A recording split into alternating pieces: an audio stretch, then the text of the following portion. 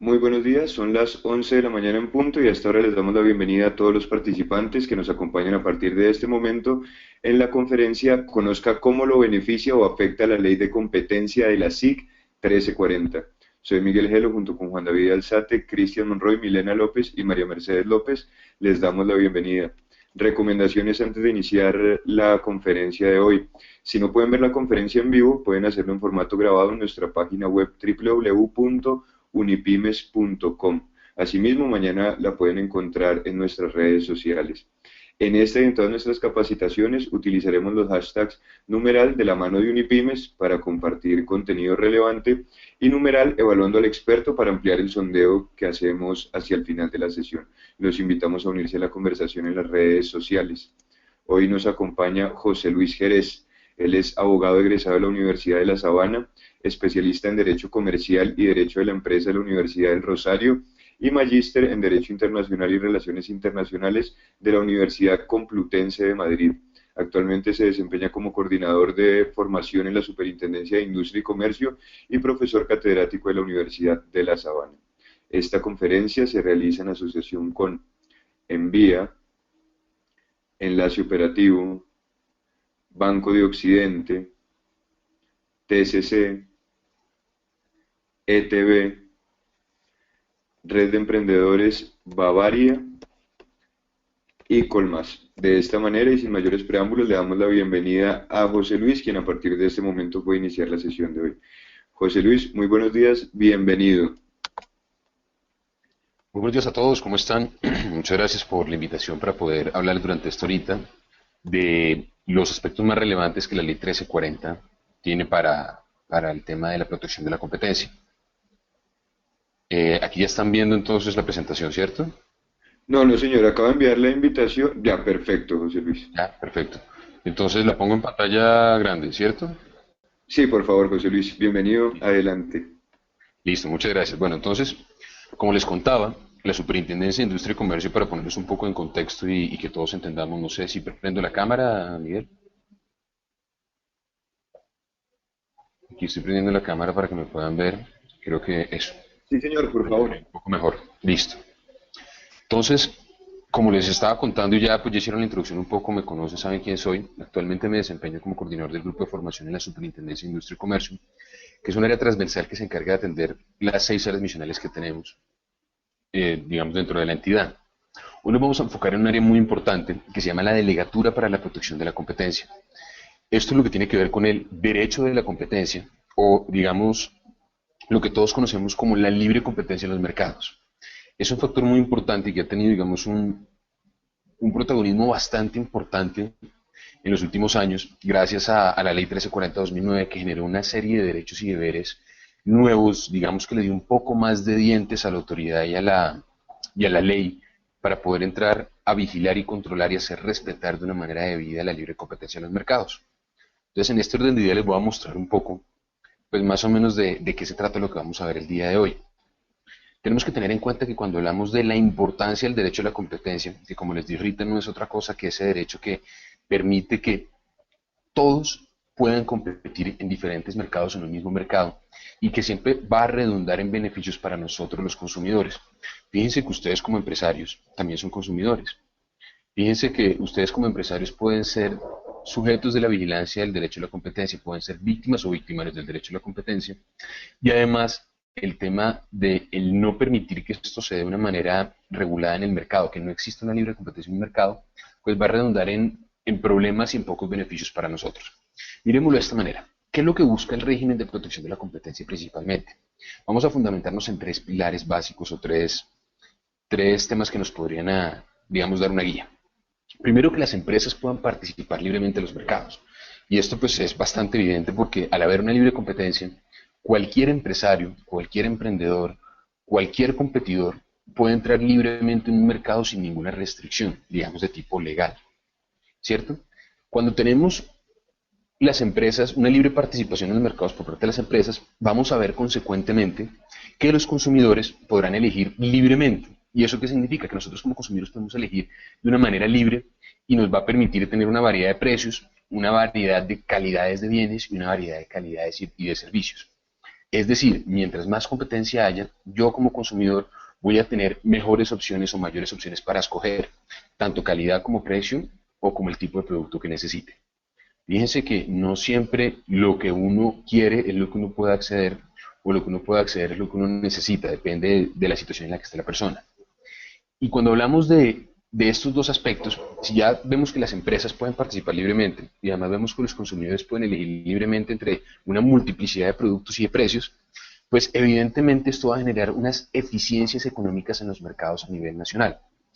¿Y por qué? Porque si hablamos de una libre competencia, tenemos que tener muy claro que, y ustedes lo saben como empresarios, que cuando yo compito, compito con precios, con calidad, con producto, con servicio, con extras o adicionales que mi competencia no dé.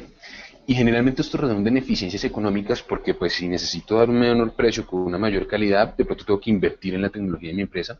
Tengo que ser una empresa mucho más eficiente desde el tipo de vista productivo, de distribución, de costos, de todo lo que pueda generar, digamos, el aspecto general de la empresa.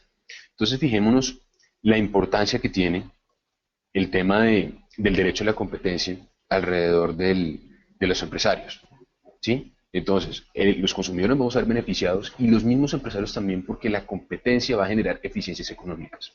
Y ese es un aspecto que creo que es bastante evidente y que siempre se ha demostrado. Y la competencia tiende a ser el mejor motivante para mejorar un producto. Pero entonces, al hablar de estos aspectos, tenemos que ver obligatoriamente, no es la forma más pedagógica a mi estilo, pero creo que es importante que tengamos un marco normativo de lo que en la ley conocemos como las prácticas comerciales restrictivas del mercado o lo que tiene que ver con la protección de la libre competencia. Entonces, fíjense para que entendamos un poco qué ha pasado en Colombia o cómo ha sido este desarrollo normativo en Colombia y por qué en los últimos años ustedes han oído noticias tan importantes como el caso de los pañales o de los pañitos faciales o de los cuadernos o lo que ha pasado con las empresas de telefonía móvil. Todas estas sanciones multimillonarias que estamos viendo últimamente se dan gracias a ese desarrollo o a esa evolución normativa que el gobierno le ha brindado al derecho de la competencia. Si miramos rápidamente, y no voy a entrar en detalle porque creo que no es el escenario ni nos va a llevar a nada, pero sí es importante que tengamos claro ese marco normativo, va a haber una primera ley que fue la ley 159 de 1959. Fíjense que hasta el 59 se empieza a hablar realmente de competencia o de protección de la competencia en Colombia. Esa ley 159 dicta algunas disposiciones sobre prácticas comerciales restrictivas. Ya vamos a ver más adelante qué son las prácticas comerciales restrictivas. Y lo que está diciendo es abriendo como un marco operativo para que empiece el país a conocer qué es ese tema. Hasta 1996, con la ley 257 del 96, se dictan ya normas puntuales sobre competencia desleal. Ahora vamos a ver cuál es la restricción general que nos establece la ley 155 y 59 para que nos hagamos una idea. En ese momento, con la ley 256, digamos que empieza ya a darse un marco mucho más claro, un tema con unas reglas de juego más claras para los participantes. Sin embargo, podría decirse que faltan algunos aspectos. El decreto 2153 del 92 reestructura la superintendencia y dicta otras disposiciones. Aquí ya empezamos a hablar de las prácticas comerciales restrictivas, de la competencia desleal administrativa, de los diferentes aspectos que, digamos, construyen el tema del derecho de la competencia o de la libre competencia en los mercados. Sin embargo, con la ley 1340 de 2009 se da un gran paso evolutivo en el tema de la regulación de la competencia en Colombia, porque en ese momento el legislador decide dictar normas en materia de protección de la competencia que van un poco más de la mano con, digamos, el norte internacional que se le está dando o la importancia que debe tener el tema del derecho a la competencia. Con la ley 1340 son esos dientes que les comenté al principio, donde ya se empiezan a establecer unas sanciones mucho más interesantes que vamos a ver rápidamente ahorita, con unas consecuencias, digamos, que sí tienen un impacto en las personas que no permitan una libre competencia en el mercado. Situación que antes, de cierta manera, no era tan clara, porque la parte sancionatoria y las consecuencias que habían eran en cierta forma un poco irrisorias versus el beneficio que la actividad anticompetitiva podía generarle a una persona que estuviera en curso en una de estas conductas. Dentro de esa ley 1340, que es en la que nos vamos a fundamentar hoy, que reúne un poco, recoge un poco lo que la ley 256, la ley 155 y el decreto 2153 establecen, se genera un decreto 4886 de 2011, que es, digamos, el último decreto formal en el que se han establecido ya funciones a las dependencias y se dictan disposiciones mucho más puntuales frente al derecho de la competencia o a la protección de la libre competencia en los mercados. Entonces, como les conté ahorita, tenemos que, digamos, empezar a ver qué es eso de las prácticas comerciales restrictivas de la competencia. Cuando hablamos de derecho a la competencia, tenemos que hablar que es un conjunto bastante grande de diferentes, digamos, ramificaciones importantes que surgen. Tenemos que hablar de las prácticas comerciales restrictivas de la competencia, tendríamos que hablar, pero no va a ser el caso hoy, por ejemplo, de la abogacía de la competencia, de las integraciones empresariales, o lo que se conoce como las integraciones económicas, que es también ante la delegatura, ante la misma, en la cual se debe solicitar la autorización o notificación para cuando una empresa quiere, a través de cualquier figura jurídica, comprar o adquirir otra empresa que esté en el mismo ramo. Eso es un tema un poco más extenso que podría dar para otra capacitación, pero nos vamos a concentrar en lo que tiene que ver con prácticas comerciales restrictivas de la competencia. Todo esto está establecido en el marco normativo que les conté anteriormente. Entonces, ¿se acuerdan que les había dicho? Está la ley 155 de 1959. Bueno, esta ley lo que hizo fue crear una prohibición general, y es lo que nosotros entendemos hoy en día jurídicamente como desde el punto de vista del punto de partida que tenemos de la prohibición general. Esto siempre se va a ver fundamentado en el artículo 333 de la Constitución Política, que es el que establece el tema de la protección o la libre competencia en los mercados. De ahí surge toda esta ramificación que les estoy hablando hoy. Este artículo primero de la ley 155 lo que nos va a decir es, mire señores, quedan prohibidos acuerdos o convenios. Fíjense que empieza como a cobijar muy genéricamente todo, que de manera directa o indirecta. Entonces está estableciendo no solamente si usted lo hace de una manera directa, consciente, o lo hace de una manera paralela, de pronto no tan conscientemente, puede generarlo, tengan por objeto limitar la producción, abastecimiento, distribución o consumo de materias primas, productos, mercancías o servicios nacionales o extranjeros. Este es el primer ejercicio del legislador. Y claro, lo que dice es, mire, yo voy a proteger o voy a prohibir cualquier acuerdo o convenio que se dé. Y toda clase de práctica, procedimiento o sistema tendiente a limitar la libre competencia o a mantener o determinar precios inequitativos.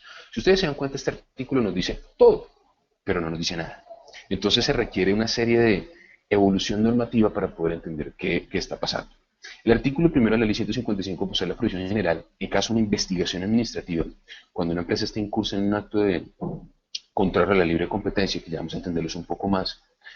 Digamos que siempre encajaría, o en la mayoría de situaciones encajaría este artículo. Sería una forma de iniciar una investigación. Pero entonces cuando ya hablamos de los acuerdos contrarios a la libre competencia, fíjense que estamos hablando de las prácticas comerciales restrictivas de la libre competencia. Esas prácticas van a tener una serie de conjuntos que vamos a ir viendo uno a uno. El primero de estos es un gran conjunto que se llama acuerdos contrarios a la libre competencia. Y fíjense lo que dice el título, que es muy importante. Igual, señores, si alguno de ustedes tiene una duda, quiere preguntar algo, creo que la plataforma nos da la opción, no hay ningún problema y podemos interactuar un poco, ¿vale? Entonces, cuando hablamos de acuerdos contrarios a la libre competencia, estamos hablando de los acuerdos, es decir, cuando dos o más empresarios se sientan y hacen un acuerdo. Acuérdese, tenemos que tener claro la definición de la palabra acuerdo, que es simplemente cuando hacemos en consenso, llegamos a alguna decisión frente a algo concerniente. Este acuerdo, perdón acá que está establecido en el decreto 2153 del 92 en el artículo 47 de esta ley. Como la idea de esto no es fundamentarnos en la ley, vamos a mirar rápidamente de qué se tratan de una manera no tenemos tampoco mucho tiempo, entender cuáles son estos acuerdos básicamente. La importancia de esto es que siempre no podemos perder de vista que cuando hablamos de un acuerdo contra la libre competencia, estamos hablando de un consenso que se realizó entre empresarios cuyo objeto o efecto que ahorita vamos a mirar buscan o pretenden limitar una libre competencia en un mercado por parte de un actor nuevo o de pronto restringir el acceso a estos o sacarlos del mismo mercado. Entonces, para eso, la ley empieza a establecer una serie de conductas, que en este caso son acuerdos contrarios, y dice, mire, señor empresario, si usted está inmerso en cualquiera perdón, se me pasó la diapositiva, de estos 10 acuerdos que son fijación directa o indirecta de precios, caso típico cuando de una manera directa o indirecta también puede ser, se fijan precios por parte de competidores en un mercado. Entonces vamos a decir, listo, vamos a vender este producto a no menos de 1.000 pesos y a no más de 1.500. Fíjense que ese tipo de situaciones ¿qué generan? Unas situaciones anticompetitivas porque van a tener unas consecuencias directas en nosotros los consumidores, inclusive en la misma competencia. Porque si un mercado donde hay 5 competidores, que podría llegarse a ser un mercado oligopólico en cierta manera, y estos 5 competidores se ponen 4 de acuerdo en fijar un precio oficial, donde se van a ver beneficiados directamente y seguramente van a perjudicar al otro competidor, pues fíjense que estamos frente a un acuerdo que va a ir en contra de esa libre competencia, además que nosotros como consumidores no nos está dando la opción de poder entrar a escoger frente a lo que les contaba al principio, diferentes precios, diferentes calidades, diferentes productos. Entonces, la primera, fijación directa o indirecta de precios. Otra, determinar condiciones de venta o comercialización discriminatorias. ¿Qué significa eso? Que puede darse por parte de los competidores la imposición digamos como su nombre lo dice, determinación de ciertas condiciones en un mercado que puedan dar una discriminación en cuanto a la venta o comercialización de los productos a sus competidores. Es cuando alguien puede, por ejemplo, inventémonos casos muy ficticios y muy sencillos, sin ir al caso concreto porque no tendríamos el tiempo suficiente para analizarlo, donde la empresa A decida, ¿sí?, o determine no venderle la misma cantidad o el mismo precio, las mismas calidades de un producto que le está vendiendo la empresa B y C, que de pronto dependen de ella o son parte de su propia organización. Fíjense que esa determinación de condiciones de venta, comercialización discriminatorias van a tener consecuencias en el mercado, van a tener consecuencias en los competidores. Hay un tema importante antes de continuemos con las demás conductas que nos faltan o acuerdos que nos faltan, y es que no podemos perder de vista que cualquiera de estos acuerdos contrarios a la libre competencia pueden ser o son muchas veces organizados por empresarios, y un factor que hemos encontrado que es bastante determinante es que no siempre se hacen de mala fe. Por eso es importante que ustedes que están acá en este momento conozcan o tengan por lo menos claro el marco de lo que les estoy hablando, para que sepan que a veces uno puede estar pensando que está haciendo las cosas de la mejor manera posible y esto puede tener unas consecuencias supremamente grandes al interior de la empresa, ya que las sanciones más grandes que ponemos o las sanciones más grandes que existen, digamos, en el Estado son las que conllevan este tipo de actos contrarios a la libre competencia. ¿Por qué? Porque tiene que tener, digamos, un control bastante fuerte y tiene que evitarse esos beneficios económicos que pueden traer y esas consecuencias negativas que le pueden dar a los consumidores. Miremos una tercera, la repartición de mercados entre productores entre distribuidores. Típico caso donde hay en un sector, invéntenos el sector que ustedes quieran que tengan en su cabeza, y se pongan de acuerdo los diferentes productores, comercializadores, expendedores, distribuidores, no importa quién esté en la cadena, de repartirse el mercado. Entonces, hombre, pues usted quédese con una zona o quédese con esta parte del mercado, yo me quedo con otra, es decir, donde usted esté yo no le voy a entrar a competir y donde yo esté usted tampoco va a entrar a competirme.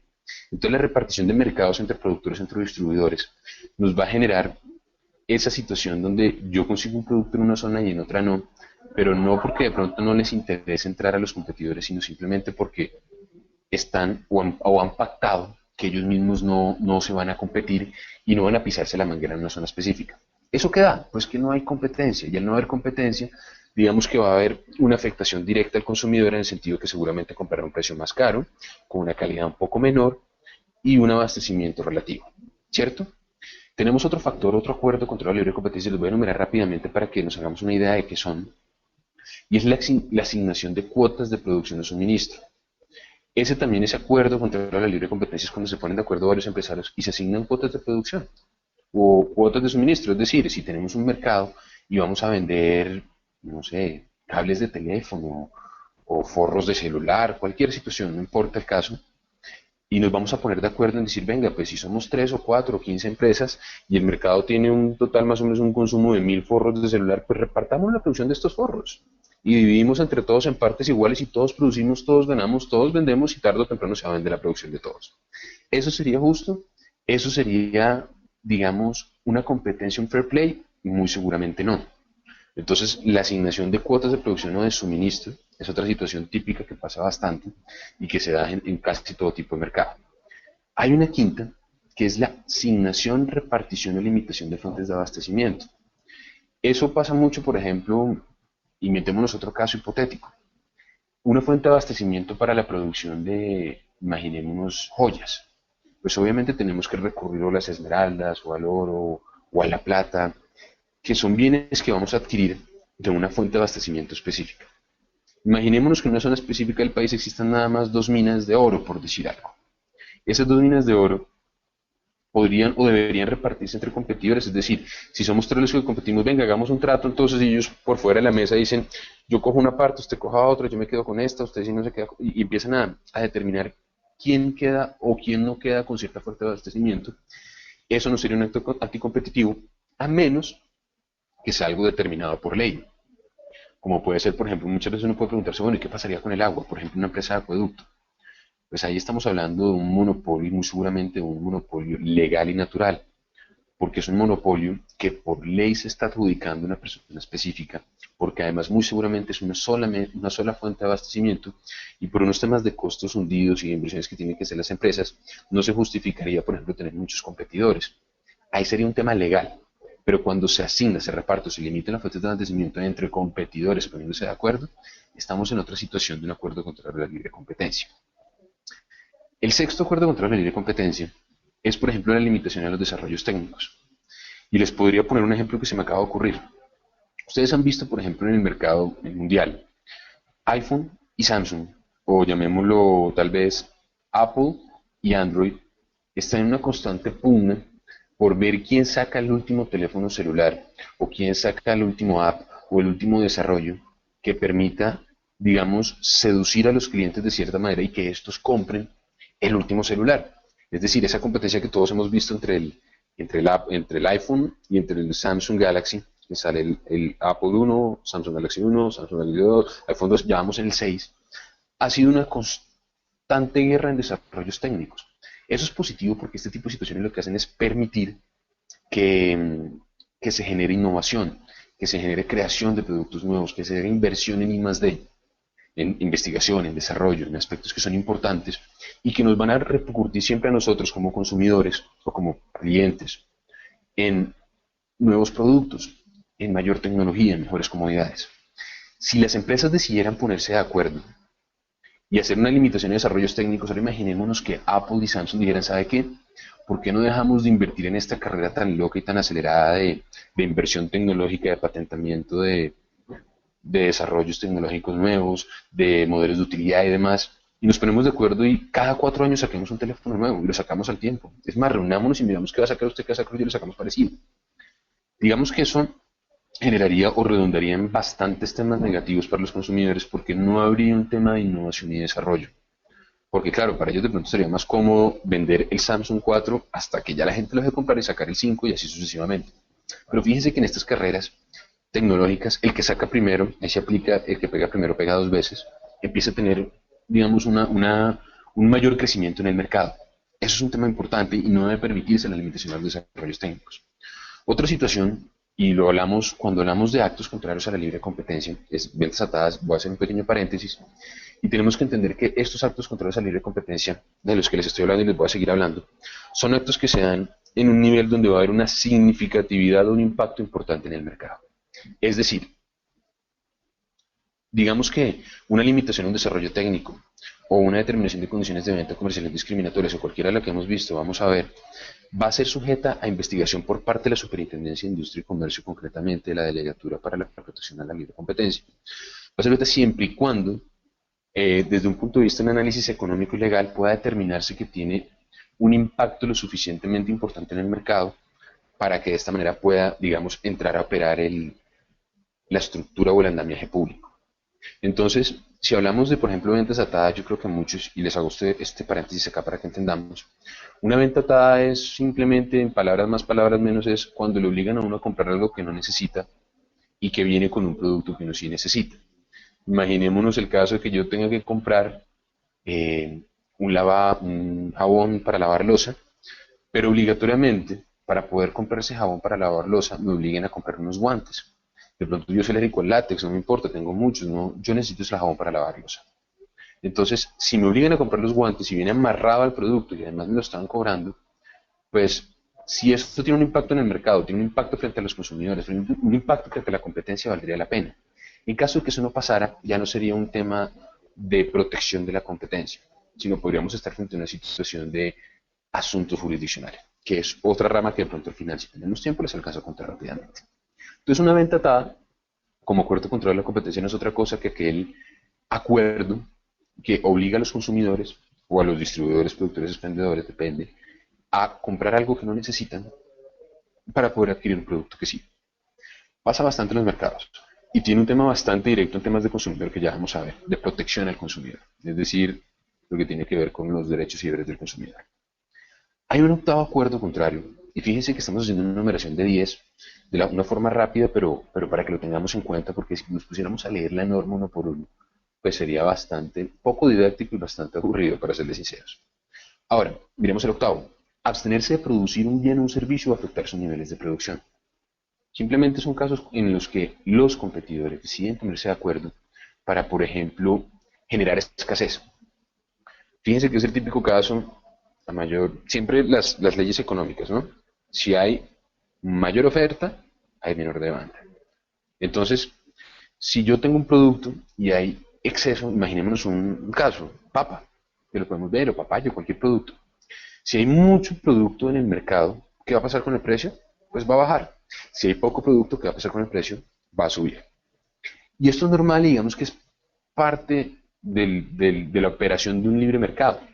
Pero cuando los competidores se ponen de acuerdo y, por ejemplo, digamos, los papicultores deciden, oiga, el precio de la papa está como muy barato. ¿Por qué no entre todos decidimos guardar nuestra producción un mesecito?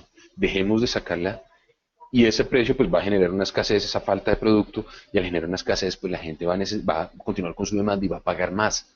Y entonces cuando vuelven a tener un precio alto, liberan el mercado, liberan el producto. Fíjense que eso es un típico caso cuando alguien se abstiene de producir o afecta sus niveles de producción para generar un mayor o un menor precio. Esos son también actos contra la libre competencia que cuando se hacen con la intencionalidad de generarlo, pues va a pasar esta situación. Hay otro aspecto, el noveno, que está muy de moda, yo no lo llamaría de moda, que es algo que creo que por fin nos estamos dando cuenta de las consecuencias y la importancia que tiene, y es la colusión en procesos de contratación estatal. Y es lo que conocemos como colusión en licitaciones. Cualquier acuerdo que se realice con el objetivo de coludir frente a una licitación, y cuando hablamos de contratación estatal, pues lo hacemos evidentemente es porque el Estado generalmente es quien licita, ya que se licita por un tema de transparencia, teniendo en cuenta que los recursos nuestros que nosotros aportamos al Estado son los que se utilizarán en múltiples contratos que estamos viendo, de infraestructura, de servicios, de personas, de muchas situaciones que pasan en el día a día. Eso por un tema de transparencia debe licitarse, es decir, el mejor postor, el que reúne las condiciones, el que me dé un poco más de lo que estoy pidiendo se lo va a llevar y pues va a tener su rédito por eso. En el caso de las empresas privadas, pues una empresa puede licitar o puede no licitar, porque sus recursos son propios y decidirán qué hacer con ellos. Pero en el caso de la contratación estatal es muy importante la transparencia. Fíjense lo que ha pasado con el NULE. Fíjense todos los escándalos que han revelado últimamente por temas de colusión y licitaciones. Es tan importante el tema que al interior de la Superintendencia de Industria y Comercio hay un grupo completo, una coordinación especializada en tema de colusión y licitaciones. Y son, digamos, investigaciones que ya están empezando a rendir sus frutos y sus consecuencias, que inclusive puede llegar a tener consecuencias penales. Entonces, otro de los acuerdos contra la libre competencia es coludir en contrataciones estatales. Ahorita cuando miremos esta parte les voy a mostrar, por ejemplo, un típico ejemplo de una colusión en licitación pública, de un caso de la vida real pues, que ya fue juzgado y no hay ningún problema en que lo veamos. Y el último de los acuerdos contrarios, y fíjense que son prácticas comerciales restrictivas, dentro de las prácticas estamos viendo acuerdos. Dentro de los acuerdos son 10, ya vamos en el noveno. Entonces, cuando hablamos de impedir a terceros el acceso a mercados o canales de comercialización, son esas típicas barreras de entrada que podemos ver que imponen los actores que ya están en un mercado para los nuevos que quieren entrar. Es cuando no se permite el ingreso a un competidor nuevo. Llámenlo como quieran, puede ser por mafias, por precios, por amenazas, por condiciones en el mercado que no se lo permitan. Pero lo que no se puede permitir es impedir un acceso a terceros en el mercado. Llámese mercado o llámese canales de comercialización, no importa en lo que estén, pero es un factor importante. Entonces, en este momento, hemos hablado de los acuerdos contrarios a la libre competencia. Es importante que ustedes tengan claro que hay un marco de 10 acuerdos que están tipificados puntualmente perdón, se me pasó acá, en el artículo 47 del decreto 2153 de 1992. Entonces, ya sabemos que hay 10 conductas, 10 acuerdos, es decir, cuando nos ponemos de acuerdo. Pero, miremos otro factor importante, y es el tema del abuso de posición de dominio. Otro factor que se mira en el tema de la libre competencia no es la posición de dominio, porque si ustedes se dan cuenta o lo analizamos de una manera un poco consensual, vamos a dar cuenta que la posición de dominio per se no es algo negativo ni malo. Cuando hablamos de posición de dominio, creo que al final la posición de dominio es el objetivo que cualquier empresario buscaría en el mercado en el que se desenvuelve. Es decir, si quiero ser el mejor en lo que hago, pues qué mejor que quedarme con la mayoría del mercado. Digamos que ese es el objetivo de todos y eso no es malo. Lo que es malo es abusar de esa posición cuando ya la tengo. ¿Qué es lo complejo de la posición de dominio? Que en el caso de cuando yo tengo una posición dominante en un mercado, cualquier actuación que yo realice como empresario de ese sector o como actor de ese sector que tenga posición de dominio, puede llegar a tener consecuencias o repercusiones muy inmediatas y muy fáciles frente a mis competidores y frente a los consumidores. Entonces, es una situación que debe, digamos, manejarse con guantes de seda. Miren, por ejemplo, el caso de Tigo no, perdón, de Claro. Claro, cuando era Comcel, la Comisión de Regulación encargada de este sector decidió declarar hoy día Claro que tiene posición de dominio declarada, es decir, por resolución dijo, mire, usted tiene más del 60% del mercado, eso significa que usted tiene una posición de dominio, ya por ley se lo estamos diciendo, por una resolución le estamos diciendo usted ya lo tiene. ¿Qué significa eso? Que por ejemplo nosotros como entidad de autoridad, como autoridad única competente en temas de competencia o de libre competencia, ya no tendríamos que entrar a verificar o estudiar si efectivamente este personaje tiene o no tiene una posición de dominio en el mercado, es decir, hasta dónde llega su participación en el mercado. Cuando no la tienen como claro, pues nos toca a nosotros como entidad, como autoridad estatal, entrar a través de un análisis económico a determinar si efectivamente existe o no existe una posición de dominio. Cuando existe una posición de dominio, ese mismo decreto que vimos ahorita, el decreto 2153, en su artículo 50, establece 5 conductas que pueden ser o que van a ser sancionadas por la Superintendencia de Industria y Comercio frente al abuso de posición dominante cuando ese alguien detente la posición de dominio. Si estas conductas no se dan en una persona que no tenga posición de dominio, no aplicaría. Tendríamos que irnos a los acuerdos. Entonces, miremosle rápidamente. ¿Qué es un precio predatorio? La primera. Un precio predatorio simplemente es, y vámonos a la textualidad del nombre, cuando yo quiero predar a mis competidores con unos precios que no le van a permitir competir. Entonces yo les hago una pregunta. Si yo fuera un competidor, o yo soy una persona nueva que va a entrar al mercado, no sé, de cualquier mercado que sea grande, imaginemos un mercado de gaseosas que es un mercado oligopólico, donde hay pequeños, donde el mercado se divide, un gran mercado se divide entre pocos actores. Y yo voy a entrar, pero soy muy chiquito, voy a entrar con una gaseosa nueva muy puntual, y la voy a vender por debajo de costo los primeros 3 meses para poder entrar. Eso sería un abuso de mi posición dominante, tener un precio operatorio, es decir, por debajo del costo para poder sacar a la competencia. No, no porque yo no tengo la posición de dominio. Pero si yo soy el actor más grande del mercado, si soy el que tiene la porción más grande, el productor de bebidas gaseosas más grande del país y decido vender por debajo de costos durante un tiempo, ¿qué va a pasar? Por supuesto que me voy a predar a mis competidores. Entonces imaginémonos un mercado ficticio donde entre alguien nuevo a Colombia y ese alguien nuevo que entra resulta que es una transnacional supremamente grande con un flujo de caja muy grande, con unos recursos muy poderosos y empiezan a vender por debajo de costos en el mercado colombiano. Por debajo de costos de lo que a cualquier persona o a cualquiera de sus competidores le podría costar ese producto. Pero no durante un mes, 2 meses, 3 meses, sino durante mucho tiempo. Y esa persona empieza a apoderarse y a crecer en el mercado y empieza a tener una posición de dominio. Cuando ese personaje tenga una posición de dominio, que va automáticamente a pasar es que van a empezar a tener problemas económicos y financieros. Sus competidores y muy seguramente van a entrar o se van a quebrar, como popularmente llamaríamos. Ahí podría generarse, por ejemplo, un tema de comprar los baratos, de simplemente acabar con ellos y quedarse con la totalidad del mercado, generar de pronto un mercado que tenga una pluralidad oferente, generar, volverlo un oligopolio para después terminar en un monopolio. Son situaciones que pueden darse a través de precios predatorios, pero siempre y cuando haya una posición de dominio demostrado. Es decir, que ese personaje mande o tenga la mayor capacidad o tenga la mayor injerencia en ese mercado. Una segunda conducta de un abuso de posición de dominio, acuérdense que solamente va a proceder cuando haya posición de dominio, es la aplicación de condiciones discriminatorias para operaciones equivalentes. Esto uno los puede leer y dice, oiga, esto se parece un poquito a lo que yo vi anteriormente. En cierta forma hay algunos parecidos.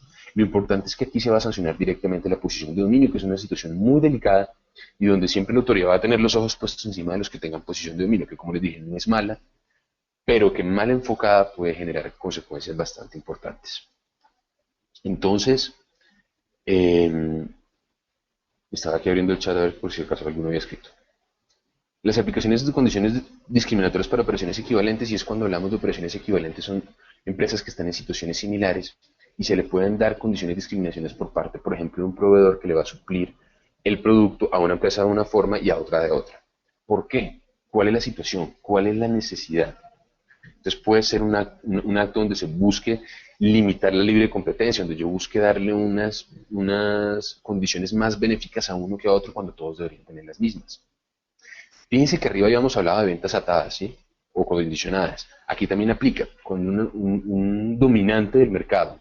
Hace en la tercera conducta una venta atada, una venta condicionada, pues va a tener unas consecuencias bastante importantes y va a ser objeto automático de, digamos, de revisión o de investigación por parte de la autoridad competente, es decir, nosotros.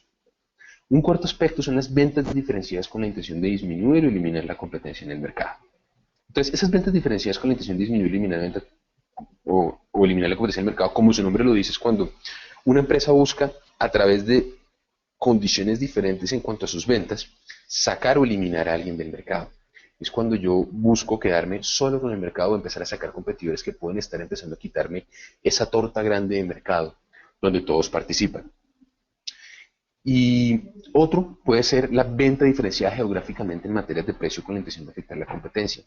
Cuando se hacen esas ventas con precios diferentes en ciertas regiones del país, uno dice, ¿yo por qué puedo conseguir este mismo producto en Cundinamarca mucho más barato que en la costa? ¿Cuál es la intención de eso? O mucho más barato en la costa de Cundinamarca. ¿Será que de pronto quiero sacar a competidores que tengan la costa y no en Cundinamarca? ¿Por qué voy a poner precios diferentes si hay unas ventas diferenciadas geográficamente? Sí, obviamente hay un tema cultural, hay un tema geográfico, un tema de capacidad en cada región. Pero si mi intención es afectar la competencia, y fíjense que la palabra es intención, con la sola intención voy a ser objeto de sanción, no debería serlo. Y el sexto último de los abusos de posición de dominio es obstruir o impedir a terceros el acceso a los mercados o los canales de comercialización. Misma situación que pasó cuando hablábamos de los acuerdos contra la libre competencia, que en el acuerdo si no hay una posición de dominio, en este caso se está mirando de manera puntual la posición de dominio de alguien en el mercado. ¿Vale? Entonces fíjense que llevamos dos cosas. Dentro de las prácticas comerciales restrictivas, que es el gran conjunto, frente a la libre competencia, tenemos que tener en cuenta como empresarios muy claro una cosa. Ojo, no se vayan a meter en temas de acuerdos contrarios a la libre competencia. Piles con esas 10 enumeraciones puntuales que nos está dando la ley. Ahora, ¿usted tiene posición de dominio en el mercado, señor? ¿O usted está siendo víctima de alguien que tenga posición de dominio en el mercado? Pues fíjese que hay 6 conductas específicas que se sancionan por el artículo 50 del decreto 2153. Pues precisamente para que eso no pase. Y ahora miremos la tercera. Entonces, hay 3 grandes columnas dentro de las prácticas comerciales restrictivas. Acuerdos contrarios a la libre competencia. Varios empresarios se ponen de acuerdo para lograr algo. Abuso de posición dominante. Hay un dominante en el mercado que abusa de esa posición y genera consecuencias frente a sus competidores o a sus, digamos, consumidores. Y hay uno tercero, que son los actos contrarios a la libre competencia. Y cuando hablamos de actos contrarios a la libre competencia, fíjense que ya no estamos hablando ni de acuerdos, no me puse de acuerdo con nadie, no, simplemente usted actuó de una manera anticompetitiva. Ese mismo decreto 2153 que está, digamos, recogido por la ley 1340-2009, establece 3 actos contrarios específicamente. El primero, y aquí como se los estoy escribiendo en este PowerPoint, digamos que es un poco más digerible que como estaría en la ley de muy parecido, es infringir las normas sobre publicidad contenidas en el Estatuto de Protección del Consumidor. Entonces acá hay un link directo frente al tema de protección de la competencia, protección al consumidor.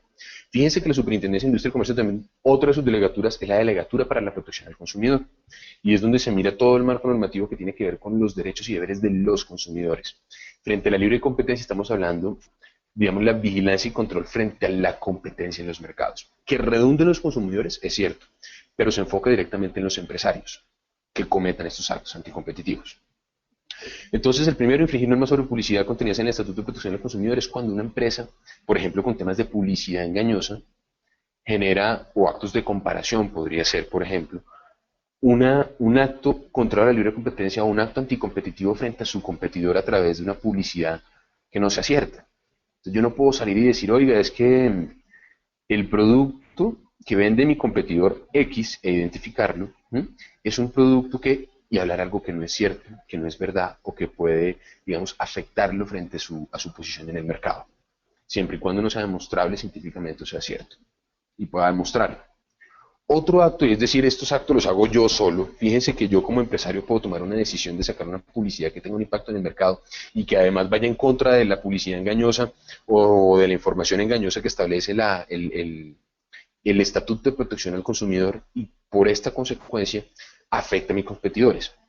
El segundo son los actos de influenciación que conocemos acá, o influenciar a una empresa para que incremente los precios de sus productos o para que desista de su intención de rebajar los precios, que es cuando una empresa que tiene cierta importancia genera frente a otras empresas competidoras tal nivel de presión o tales actos de influenciación que no permiten que estos hagan promociones o que no puedan bajar precios o que no o incrementen sus precios. Cualquiera de estas situaciones pueden tener unas repercusiones bastante negativas en los mercados y se ven en muchos casos. Ahorita no les quiero poner casos puntuales porque no tenemos, digamos, la facilidad de poder interactuar como fuera en un caso presencial y pues podría generarse mayores malentendidos. Sin embargo, si tienen alguna pregunta, no duden en escribir en el chat a preguntar. Igual va a haber un momento de preguntas, 10 minutos de preguntas. El tercer acto contra la libre competencia es negarse a vender o prestar servicios a una empresa o discriminar en contra de la misma cuando ya pueda entenderse como una retaliación a sus políticas de precios, que es cuando yo como empresario decido o pongo una negatoria para que otra persona que por ejemplo compra mi producto, o como yo como productor le decido a un comercializador negarme a venderle o prestarle servicios. O voy a decir, mire, frente a la empresa C y B, yo como productor voy a tener estas condiciones, pero A y D, no, a ellos va a ser diferente. Voy a tener, por ejemplo, o sacan una promoción que de pronto a mí no me interesa mucho y hago una retaliación frente a las políticas de precio de estas empresas. Hay muchos casos que están cursando ahorita frente a la Superintendencia de Industria y Comercio en cuanto a actores importantes del mercado que han caído tanto en actos contrarios como en abusos de presión de mano o como en acuerdos. Pero son factores importantes que deben tenerse siempre en cuenta. Para que entendamos un poco más esto, miremos unos ejemplos. Entonces, estos son casos que ya se han fallado. Y miren, esto es un acto, una reunión de una junta directiva de una asociación colombiana. No vamos a dar nombres, no vamos a dar detalles, pero sí quiero que conozcan casos de la vida real. Entonces, fíjense, y yo tengo una pregunta, Miguel. Si yo muestro esto y está la cámara, ¿se ve mi dibujo, o sea, mi foto y el cuadrito, o solamente se está viendo el computador? No, estamos viendo, José Luis, me pregunta por la cámara se ve, aunque se puede modificar dependiendo del gusto de cada asistente, pero la cámara se ve más o menos un 10% de la pantalla y en el otro 90% se ve la presentación. Pero lo que yo tenga, digamos, impreso, lo que yo estoy visualizando en mi pantalla, todo lo ven. Si yo estoy tapando una parte con por ejemplo, mi cámara, ¿ellos lo ven? No. Sí, Sí, sí, se bueno, ve la pantalla. esto ya la quité. Listo, esa es la pregunta, gracias. Entonces miren, por ejemplo, el tema de un caso práctico. Vamos a leer esta acta y les quiero mostrar esto para que se den cuenta que muchos de los acuerdos anticompetitivos que se dan en los mercados y que llegan a la superintendencia y que son sujetos de multas de 90.000 millones de pesos, ahora les voy a contar la importancia y la trascendencia de estas multas, se dan muchas veces por actos que no son de mala fe, que son más por desconocimiento de la norma. Y como lamentablemente uno de los, digamos, la ignorancia de la ley no es excusa, pues van a tener consecuencias. Y aquí nos han llegado inclusive empresarios a decir, venga, es que vengo a denunciar este acuerdo y aquí traigo el acta porque decidimos que íbamos a poner los precios, a pactar precios en tal rango para que nadie competiera por debajo de ese precio y tal fulanito incumplió. Entonces, imagínese esa situación donde pues la autoridad lo único que le puede decir es, bueno, muchas gracias, no nos llame, nosotros lo llamamos y empezaremos con la investigación. Este es un caso donde se encuentra un acta de reunión de junta directiva de una asociación colombiana donde dice, mire, la Junta autoriza al gerente a proceder de inmediato a buscar estos acuerdos, implementando todas las medidas previsibles que garanticen el cumplimiento de las mismas por todas las partes involucradas, tanto en el cobro de comisión al comprador como en, esto queda subrayado pues, por un tema de protección. Insiste en que el éxito de estas medidas vigente, dado por el compromiso de todos, pues de no ser así, solo estaríamos mostrando la gran debilidad del gremio y nos dejaría doblemente expuestos al mostrar la falta de compromiso gremial y la solidaridad existente. Fíjense que el seno de los gremios no es negativo ni mucho menos. Los gremios tienen una función muy importante en los mercados. Lo que no puede permitirse es que en el seno de los gremios se generen acuerdos anticompetitivos. Es decir, se pongan de acuerdo todos los competidores, porque precisamente se trata el gremio, y generen una situación como un cobro comisional al comprador igual para todos. Eso no puede hacer, es un documento que estaba firmado, que se encontró. Ahora les explico cómo se hace esto. Miren, por ejemplo, un caso un poco más extremo, que es un acuerdo elevado a escritura pública. No solamente están haciendo algo ilegal, algo que va en contra de la ley, que tiene consecuencias, digamos, económicas bastante fuertes, y en el caso de las colusiones y licitaciones puede llegar a tener consecuencias penales, sino que además se eleva a escritura pública. Entonces las agencias de, no importa, en su relación con las de Dantan, dicen, elaboración de cotizaciones de conformidad con tabla de tarifas y derechos debidamente consensuados y determinados en las condiciones de pago. ¿Qué está pasando acá? Que se están poniendo de acuerdo una serie de agencias que están en un gremio específico para generar unas tablas de tarifas consensuadas. Es decir, cuando yo vaya a la empresa A, me va a cobrar lo mismo que la empresa B, que la D, que la C, que la F. Entonces, ¿cómo compito? ¿Cómo puedo yo buscar una empresa que de pronto sea más eficiente que otra y me dé un mejor precio con una mayor calidad, si todas tienen los mismos precios? Miren la importancia de estos acuerdos. Y encima se eleva a escritura pública por si hay alguna duda. Obviamente es una sanción automática. Miren este caso que ya les conté cuando hablábamos de colusión y licitaciones. Esto es un caso práctico de una resolución que ya se dio en el 2013, donde están dos empresas que están licitando, ¿cierto? Para la, digamos, para el mejoramiento de la infraestructura física de las instituciones de la Asamblea Departamental de Arauca. Entonces, una se llama Valme Limitada y otra se llama Consorcio HF. Digamos que uno de los aspectos principales frente al tema de la colusión en licitaciones, para que no haya una colusión en licitaciones, es que no haya un acuerdo, no se coluda. Entonces, entren todos los diferentes actores del mercado y puedan presentar sus propuestas, presentar sus ideas, generar sus costos, dar un mejor precio, un mayor valor agregado y quedarse con esa licitación. La idea es no ponerse de acuerdo, ¿cierto? Porque no estaríamos compitiendo. Entonces, miremos esta estructura de documento, que pasa también bastante, ya no tanto. Valme, consorcio, bueno, digamos que tiene el mismo cuadrito y vemos el primer rectángulo cuadrado, negro, no hay mucho problema.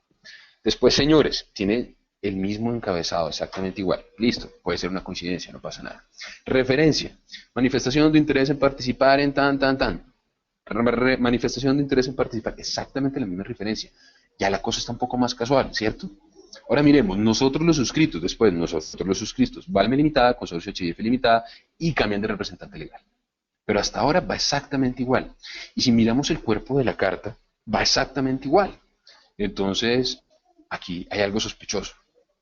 Tienen la misma estructura, las mismas palabras, los mismos errores. Consorcio HF es de un dueño diferente, Valme Limitada es de un dueño diferente, pero la cereza en el pastel viene acá. Fíjense este caso. Representante legal, diferentes, ¿cierto? Ahora miremos, dirección de correo. Carrera 12A, número 1926, Barrio Cristo Rey Centro. Carrera 12A, número 1926, apartamento 101, Barrio Cristo Rey Centro. Qué curioso. La dirección electrónica, didoro@hotmail.com. Didoro@hotmail.com. Las dos empresas que son de diferentes propietarios y que están compitiendo. Misma dirección de correo, misma dirección electrónica, mismo conocimiento, mismos errores, mismo teléfono, mismo fax, mismo celular. ¿Cierto? Entonces, es evidente que aquí está pasando algo. Aquí debemos decir, venga, esto es un típico caso de una colusión muy sencillo de mostrar. Hay un tema donde ya la cosa se vuelve un poco más compleja, que es frente al cómo demostrar esto desde un punto de vista económico y jurídico. Entonces les cuento rápidamente para que miremos el procedimiento y pasemos a preguntas. Fíjense que el cuadro que les estoy haciendo hoy es para que ustedes sepan que el tema de la libre competencia es un tema importante, que hay que conocer, que hay que saber, que puede tener unas consecuencias muy grandes en una empresa con unas sanciones supremamente altas. Sanciones que estamos hablando van por el orden más o menos de los 1.400 millones de pesos al representante legal o quien permite el acto anticompetitivo, llámese gerente financiero, llámese gerente de operaciones, llámese, no importa quién, que pueda demostrarse que estuvo incurso en esto, aparte, por supuesto, los representantes legales, y además multas a la empresa, que son multas de un valor superior a los 30.000 millones de pesos. Ahorita les voy a dar exactamente las cifras en salarios mínimos legales mensuales para que se den cuenta el impacto que esto tiene. Entonces, ¿cómo se investiga esto? Pues la Superintendencia de Industria y Comercio tiene un procedimiento para las prácticas comerciales restrictivas donde nosotros tenemos ciertas facultades de policía administrativa y podemos visitar a las personas que creemos pueden estar incursas en un acto anticompetitivo. Estos actos anticompetitivos, para que ustedes lo sepan, pueden denunciarse, pueden ser, digamos, denunciados por algún actor, pueden ser hechos de oficio por la superintendencia, vemos una noticia, alguien nos cuenta algo, algún rumor y se investiga. Son investigaciones muy serias, muy consensuadas, que toman cierto tiempo, pero siempre se van a fundamentar de una manera muy real, no son supuestos bajo ningún caso. Y inclusive pueden darse los casos de la delación, que es lo que llamamos los beneficios por colaboración, que es cuando una persona que esté inmersa en un caso, como el caso de los pañales, que sea parte de un acuerdo anticompetitivo, decida denunciar lo que está pasando, entregar información, entregar pruebas y ser exonerado de las sanciones y continuar con su vida normal. Entonces, eso es un aspecto muy importante y está pasando bastante. Muchos de los grandes casos que se han dado últimamente con sanciones bajo la nueva ley vienen por temas de delación. Entonces, ¿cuál es el procedimiento? Ese mismo artículo 2153, que acuérdense, el 1340 recoge todo, dice, mire, hay tres etapas grandes.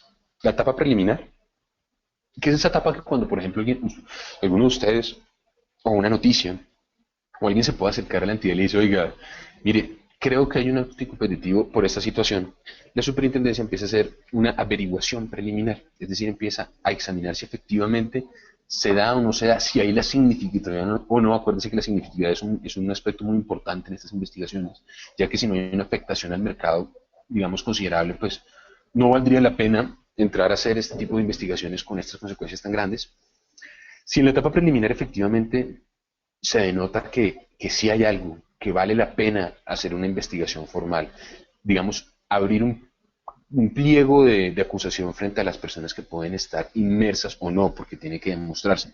Dentro de un acto anticompetitivo se pasa a la segunda etapa, que es la etapa de investigación formal, que ya es cuando en la etapa preliminar todo es secreto, todo reserva el sumario, se pueden hacer visitas administrativas, se puede buscar información, se pueden elevar testimonios bajo la gravedad de juramento a las personas que se considere pueden estar inmersas dentro de un acto anticompetitivo sin necesidad de contarles exactamente qué está pasando. Cuando ya hay una investigación, cuando ya efectivamente la entidad dice, mire, la Delegatura para la Protección de la Competencia encuentra que sí puede darse algo, pues va a generar una investigación donde se va a elevar un pliego donde están la conducta, qué está pasando, quiénes son los investigados y qué creemos que pueda darse. En ese momento ya empieza la investigación como tal. La investigación como tal pues tiene muy similar a una investigación, digamos, por parte de un juzgado, una investigación legal, va a tener ciertas etapas que ahorita les muestro rápidamente acá, para terminar en una resolución final. Y para que se den cuenta una cosa y la importancia, y esto es de mi cosecha, la resolución final es cuando ya el superintendente de Industria y Comercio, a través de una resolución donde viene explicado todo, decide sancionar o no sancionar a las personas inmersas en la conducta o la posible conducta anticompetitiva. Pero esta resolución la toma el superintendente a través de un informe motivado que le da el delegado para la protección de la competencia, quien es, digamos, la segunda autoridad en temas de protección de la competencia a nivel nacional, quien el superintendente delega a través de todo su equipo de trabajo especializado para que él haga una investigación y le diga, muy similar a lo que pasaría con la fiscalía, señores, aquí, señor superintendente, esto es lo que nosotros creemos que pasó, sugerimos que se tomen estas determinaciones. Ya el superintendente, con su grupo de asesores y con un consejo asesor, que son personas de diferentes, digamos, especializaciones o capacidades, van a tomar una decisión. Perdona que reviso por si alguien ha escrito algo. No, listo. Eso se da de esta manera, y se los explico muy rápidamente porque, pues, digamos que solamente para que tengan un contexto. La Delegatura para la Protección de la Competencia, de denuncia de oficio, recibe la averiguación preliminar. Si no hay nada, archivamos. Si hay algo, se hace apertura de investigación. Al haber apertura de investigación, se pasa a pruebas, como en cualquier proceso legal. Esas pruebas se definen a través de una audiencia oral para que sea mucho más rápido y célere, de acuerdo a lo que establece, pues, digamos, el Código de Procedimiento, y se genera un informe motivado. Ese informe motivado, lo que yo les contaba, donde el superintendente delegado le dice al superintendente de Industria y Comercio, señor, yo creo que pasó esto. Miren el caso de los pañales. Y el despacho del superintendente toma el informe motivado, hace un análisis jurídico y económico. Esto es un tema que debe mostrarse desde un punto de vista legal y desde un punto de vista económico por el impacto que estas conductas pueden tener en los mercados. Viene un consejo asesor, el consejo asesor, que es un grupo de expertos multidisciplinarios citados específicamente para esto, miran lo que el análisis jurídico y económico del superintendente dice, se toma una decisión y se cierra o se sanciona. Básicamente, eso es lo que se maneja frente a los temas de las prácticas comerciales restrictivas. Fíjense la importancia que estos aspectos pueden tener en los mercados. Estas son unas conductas que pueden generar sanciones multimillonarias y que además puede sancionarse a una sola empresa por varias conductas en una misma investigación. Es decir, podemos tener sanciones de 90.000, como ya pasó con Claro, de 96.000, de 160.000, depende de lo que pase, millones de pesos, más las consecuencias personales que tendrían los directivos que generen estos actos, o que sean, digamos, en consecuencias de esto. Miguel, yo había entendido que eran 40 minutos y 10 minutos de preguntas. ¿Es así o continúo? Ustedes me dirán. Sí, sí, señor. Es decir, terminamos, tenemos que cerrar sesión, 12 en Sí. punto. Sin embargo, si el tema lo necesita, José Luis, podemos extendernos hasta las 12 y en ese caso haríamos las preguntas a través del correo. Pues si las personas quieren, si ustedes los asistentes quieren hacer preguntas, estoy completamente abierto a que me pregunten de una vez, no hay ningún problema. Lo que hice aquí fue un brochazo muy rápido, realmente, de lo que significa el tema de la libre competencia en los mercados. Muy rápido porque esto es un tema que es bastante profundo, que es bastante técnico, pero que tenemos que empezar a conocer porque fíjense el impacto que está, o las cosas que están pasando en los mercados y muchas de estas son por ignorancia, por desconocimiento, aunque otras muchas son por mala fe, ¿no? Depende de la situación. Sin embargo, la invitación es a conocer y a profundizar un poco más esto porque realmente tiene una incidencia bastante grande, más grande de lo que nos imaginamos, y puede darse al interior de del seno de cualquier empresa, de cualquier empresario, o muchos empresarios pueden ser víctimas de acuerdos o de abusos de otros empresarios más grandes.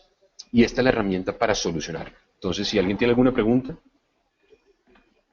José Luis, muchísimas gracias por la sesión de hoy. En efecto, vamos a dar paso a la sesión dedicada a las preguntas. Les recuerdo que para interactuar con José Luis lo pueden hacer levantando la manito de color verde que aparece en el panel en la parte superior derecha de la pantalla, o bien pueden formular sus preguntas y comentarios a través del chat. Antes de iniciar con la ronda de preguntas, vamos a hacer la habitual encuesta interna para conocer sus apreciaciones acerca de la clase de hoy.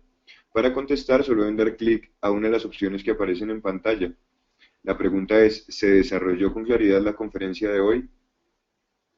¿Se desarrolló con claridad la conferencia de hoy? Para contestar, solo deben dar clic a una de las opciones que aparecen en pantalla.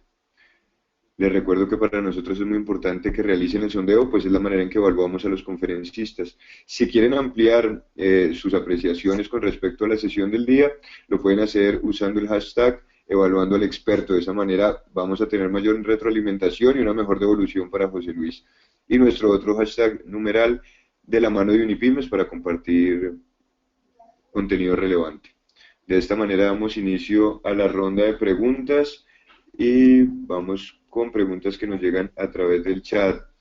Damián Pérez, ¿dónde se colocan demandas por conocimiento de empresas de monopolio? vale, Damián, gracias por la pregunta. Digamos que el monopolio como tal no es algo que esté prohibido, que sea ilegal per se, como les había contado con la posición de dominio. Pero si esa empresa monopolística que está empezando o que se quiere o que quiere monopolizar un mercado, está haciendo lo que podría ser un acto contra la libre competencia, estas denuncias pueden establecerse a través de varios canales. Miren, lo pueden hacer presencialmente, si están en la ciudad de Bogotá, acercándose a la Superintendencia de Industria y Comercio que queda en la carrera 13, número 2700, en el tercer piso, donde está el tema de atención al ciudadano. Lo pueden hacer también a través de nuestros canales virtuales que están en la página web www.sic.gov.co o a través de la línea de atención al ciudadano, la cual también pueden encontrar en la página web, que tiene una línea de atención gratuita al ciudadano donde pueden llamar y decirlo. Inclusive pueden pedirse citas, pueden mandarse correos electrónicos. Como esto es un tema que puede hacerse de oficio o puede hacerse a través de una denuncia, y esa denuncia inclusive puede llegar a ser, digamos, se puede reservar la identidad del denunciante, las formas como pueden acceder son prácticamente todas. La mayoría las van a encontrar a través de la página web de la entidad o en persona si ustedes prefieren venir acá. Igual estamos, como esto es una entidad centralizada, el orden central, que no tenemos sedes en otras ciudades del país, pero tratamos de desbogotonizar un poco la SIC y hemos hecho unos esfuerzos para abrir casas del consumidor en ciertas ciudades, para hacer algunas alianzas estratégicas con la Superintendencia de Sociedades que sí tienen sedes en otras ciudades. Estamos en gran parte de Colombia, que también lo pueden encontrar en la página web. No se las digo por acá porque pues, me comería mucho tiempo. Pero a través de www.sig.gov.co ustedes pueden tener un acercamiento directo con la entidad, bien sea por un chat virtual, por correo electrónico, por llamada telefónica, pueden agendar reunión o pueden venir personalmente a la entidad. José Luis, muchísimas gracias. Le abro el micrófono a Noemí Bustamante. Noemí, Vale. buenos días, bienvenida. Noemí, buenos días. Bueno, no pudimos establecer comunicación con Noemí. En ese caso, le abro el micrófono a Mauricio Moreno. Mauricio, buenos días. Buenos días, ¿me escuchan? Bueno, Perfecto. Mauricio, ¿qué tal? ¿Cómo está? Bien, bien. Bueno, mis preguntas son varias. Soy del sector turismo. La Sí. mayoría de los hoteles tienen el inconveniente que manejan una competencia completamente desleal. Cuando llega el pasajero les ofrecen un descuento o una tarifa corporativa por debajo 18 o 20% de lo que manejamos nosotros como tarifa. Nuestra comisión en promedio es del 10%. Ni dándole yo la comisión a mi cliente podemos lograr igualar el precio. Sí. ¿Cómo puedo yo manifestar pues este inconveniente? Porque realmente no es un hotel, son todos los hoteles. El único que respeta las comisiones es la cadena Marriott, el resto todos hacen la misma práctica. Ok, mire, estos son temas que, como ustedes lo mencionan, pueden ser objetos del tema de la protección de la libre competencia, pero para poder saber si son objetos o no, tienen que llevar una investigación de por medio donde se determine qué está pasando, desde un punto de vista muy objetivo, muy económico y muy legal. Entonces, hay dos vertientes que en la superintendencia se pueden manejar, que es la competencia leal administrativa, que es cuando se maneja desde la Delegatura para la Protección de la Competencia cualquier acto de competencia leal que sea en el mercado, como usted lo menciona, pudiera llegarse a dar, y eso tiene que tener cierta significación en el mercado. En caso de que haya una cosa interpartes, donde por ejemplo a mi empresa, la empresa B me está haciendo un acto de competencia leal y me está generando una consecuencia en el mercado, lo puedo hacer a través de la delegatura para asuntos jurisdiccionales, que es otra delegatura que tiene el tema de competencia desleal jurisdiccional. Entonces hay que determinar si efectivamente es una situación marco que pasa en el mercado y que afecta a todos los competidores o es algo más puntual, con menos significatividad, pero que definitivamente afecta, y se pueden utilizar las dos vías. Cuando es por asuntos jurisdiccionales, es un juez. Nosotros tenemos la facultad de ser jueces administrativos de la República, donde tomamos una decisión judicial y se da una sentencia. Por el lado de competencia se da una investigación administrativa con sus consecuencias, resoluciones y sanciones. En el otro caso, lo que se hace es mirar qué está pasando y se soluciona el caso concreto. Lo invito a que si efectivamente lo que usted está pasando cree que se puede encajar de lo que hemos hablado hoy, se acerque a la entidad o escriba un correo electrónico o busque una reunión con la Delegatura para la Protección de la Competencia a través de los canales que les conté ahorita al principio, que fue una pregunta muy adecuada para poder digamos, encasillar esto y darlo a conocer a la entidad. Acuérdese que, como dice el noticiero, denuncie. Si uno denuncia, la situación es más visible y es más fácil de encontrar. Porque muchas veces los que están inmersos en esas o las víctimas de esas prácticas pueden tener las pruebas suficientes para que las autoridades competentes decidan o no frente a una situación concreta. Entonces, lo invito a que se acerque, lo haga, lo que usted, no me puedo pronunciar ahorita en absolutamente nada porque como soy funcionario público, podría inhabilitar cualquier cosa que yo diga una posible investigación y eso sí sería gravísimo. Pero académicamente les cuento que si es viable puede hacerse a través de la delegatura de competencia o de asuntos jurisdiccionales. Y en caso de que usted se equivoque de delegatura, muy seguramente se trasladará a la otra. Pero alguna respuesta seguramente tendrá.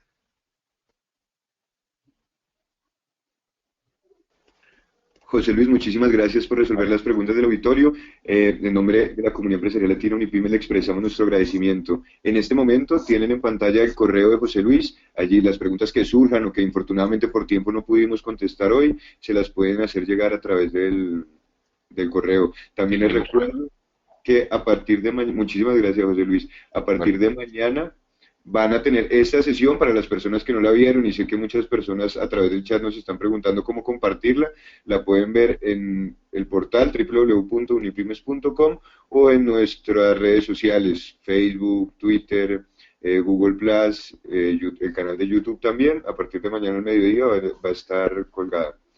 En consecuencia, a ustedes, señoras y señores, les damos las gracias por su permanencia y atención. Estaremos de nuevo el miércoles 24 de junio a las 11 de la mañana en punto con el consultorio Cuatro puntos clave acerca del emprendimiento con el experto Fernando Martínez. Unipymes, la comunidad empresarial latina, les desea que tengan una feliz semana. Muchísimas gracias. Hasta pronto.